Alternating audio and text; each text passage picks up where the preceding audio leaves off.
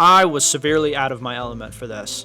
My name is Michael, I'm an endurance motorsport photographer, and I recently got to try my hand at rally photography. Here are 3 things that I learned in that experience. The first thing, just like with rally driving, rally photography is truly a guerrilla experience where you are tested the entire time. There's a lot of different ways to traverse up and down a stage. You are in the elements, you're in the woods, you're moving around, you're covered in bug spray, and it is truly guerrilla style photography.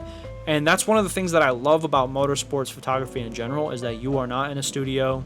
The conditions are not going to be the same 30 seconds from the time you take a photo. And that's what I loved about it. I thought it was cool. It's very gritty, it's very raw, to where, there's some sort of satisfaction of like the fact that it took me an hour to get to this spot and I was able to execute a photo perfectly. It felt really rewarding, even if I only came back from the weekend with like a couple hundred photos. Number 2 is ARA's mentor system, and I really think that this is something that needs to be incorporated in other series, other developmental series, because as motorsports grows, we really need the next generation of media professionals to get into the space and be comfortable doing a weekend of motorsport photography. So it was my first time covering a rally race, so I was a red vest.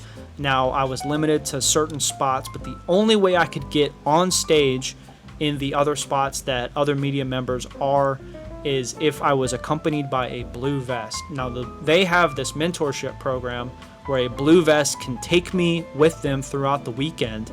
I think other series can benefit from this, like the NASA, SCCA, WRL, and even Trans Am. Some of the series that are still high up there, but they're lower in the development ladder, to where they're able to get media, they're able to tag along with someone who's done this before that's willing to teach them. I wouldn't open it up to anybody with a camera that wants to come and do this. It would have to be someone who has a history of a portfolio, of some semblance of responsibility, doesn't post stupid stuff online like they're going to get hurt.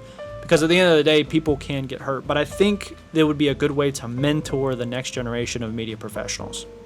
Finally, number 3, the third thing that I love is that you really do have to understand your camera. That was eye-opening for me, and it made me feel good knowing that I did spend that time working and shooting manual the past 2 years, so that way I could feel comfortable being thrown into a new environment.